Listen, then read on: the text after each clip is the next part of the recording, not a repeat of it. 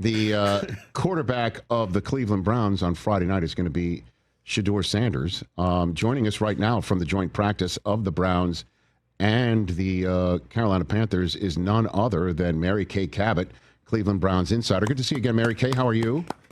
I'm doing great. How you doing, Rich? Can you walk me through the decision here? What do you got for me? Well, it wasn't all that difficult considering they don't want to play 40-year-old Joe Flacco, even though he's the only quarterback in this competition who has not missed a rep, a snap, a drill because of some soreness or injury, ironically enough.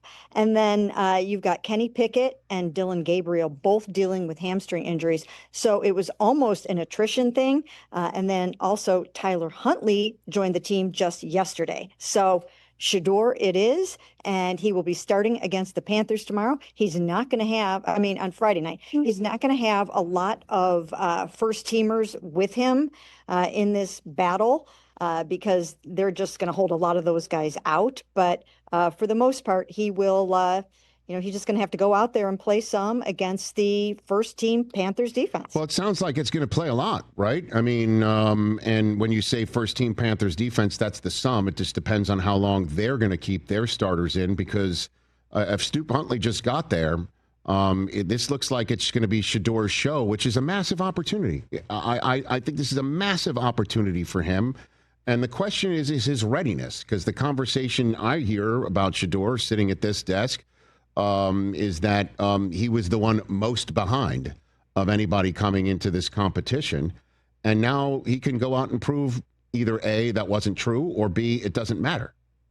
Mary? Well, I think the thing about Shedeur is that he's a gamer, and I think he's going to go out in this game, and I think he's going to perform well like he did in college. I think that when the lights come on, he's at his best. He even basically said that when we talked to him the other day, that have you watched me in college and do you know what you're dealing with here? So he's pretty confident going into this game. Now, once again, the thing to keep in mind is the fact that he will be working with the second teamers and some third teamers against the Panthers defense, first teamers, especially at least for the first 8 to 12 plays or so. I think that's what Dave Canales is going to do with his starters. So it's going to be really interesting to see how that goes for the first couple of series.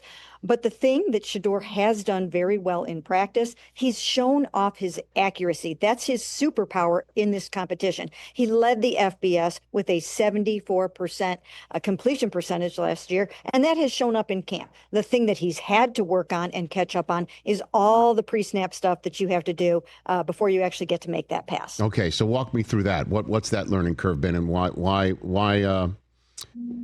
you think that's the case, Mary Kay? Well, I really just think that, just in terms of calling the plays in the huddle and doing some of those things, he didn't necessarily have to do the graduate level stuff in college that some other quarterbacks do, depending on what kind of system that they're coming out of. So his transition to the pro game and some of those things was just a little bit steeper, that learning curve. But they've been bringing him up to speed. They've been spending extra time with him on those kinds of things. It takes a long time to figure out a terminology and to get that play called in the huddle as fast as you possibly can, and to ID and to slide the protections and call the motions and all those kinds of things. So he's really coming up the learning curve very, very well. But those are the kinds of things that he had to catch up on a little bit. Where do things stand with Pickett and Dylan Gabriel right now, Mary Kay Cabot? Right now, they are both dealing with hamstring injuries. It's so ironic. I've been asking Joe about this. How is the 40-year-old guy the only one that hasn't missed a snap? But Kenny and Dylan have those hamstrings, and they're not going to play in this game. They're not doing 11-on-11s right now. They didn't do them today in practice. They're limited to 7-on-7s. They're taking it easy with these guys. And this team is heading off to Philadelphia next week for 2 practices there and a game there. I don't see how you play Kenny Pickett in that game either if you're trying to get him to the season healthy. So in my mind, it's starting to look like Joe's job. We'll have to see how it plays out. Yeah, so the idea of bringing 4 into 53 is not going to happen, right, Mary Kay? No, I think it is going to happen. You do? I think Yes, I do. I think all four of these quarterbacks are going to make the team. I really do think that it's going to be a matter of Joe and Kenny getting things started off for this football team. And then I know that the Browns would love to see if they can Dylan Gabriel and Shedeur Sanders in some live action at some point this season because they have decisions to make next year. They've got 2 first-round picks. It's a rich QB class, and they're going to want to see what they have in Dylan and Shedeur. So at some point, I think they'll turn it over to the rookies. Mary Kay Cabot, a few minutes left here with the Cleveland Browns insider. Covered the Browns for over 30 years here on the Rich Eisen Show. What else is happening with the Browns that we're clearly not talking about because we're so focused on who the quarterback is?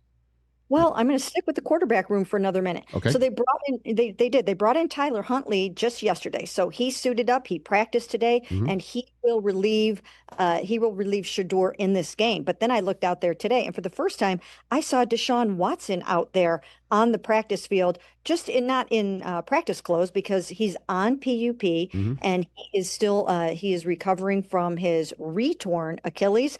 But it was just weird to look out there and see 6 quarterbacks. You know the old saying, if you have 6 quarterbacks, you gotta have one. Right. But Deshaun Watson was out there, and that just is an interesting twist to this whole thing because I know he's determined to play and he's determined to join the mix at some point. I don't know if the Browns will ever let him do that. He's on PUP right now.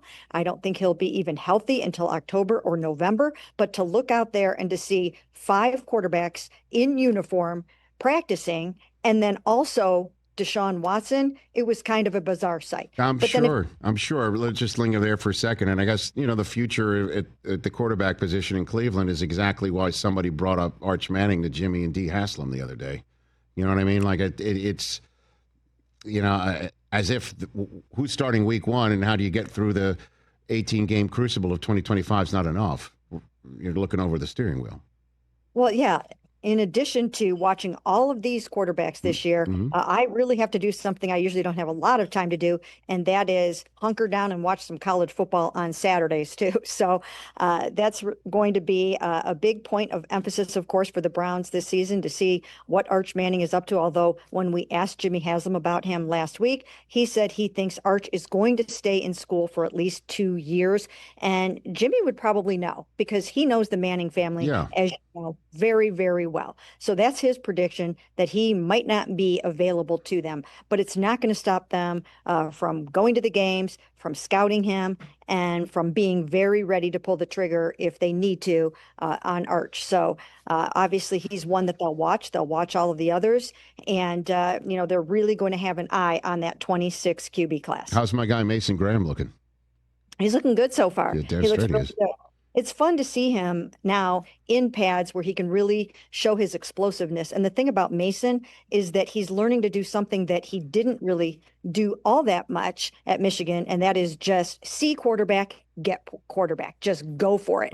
And, just take the leash off and go. So it's got to be pretty fun for him to be able to do that. The assignment is pretty clear. I thought you meant losing in Ohio because he didn't do that in college either, Mary Kay. I thought that's what you're referring to. Of course you would point that out. Sorry, I didn't mean to drag you to my level, Mary Kay. I didn't mean to do that.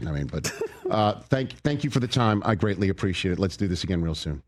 Sounds good. Thanks a lot. Yeah, there's Mary Kay Cabot with the latest in the Cleveland Browns. There I am, dragging other guests down to my level. Catch the Rich Eisen Show live weekdays from 12 to 3 p.m. Eastern on Roku Sports Channel in the U.S.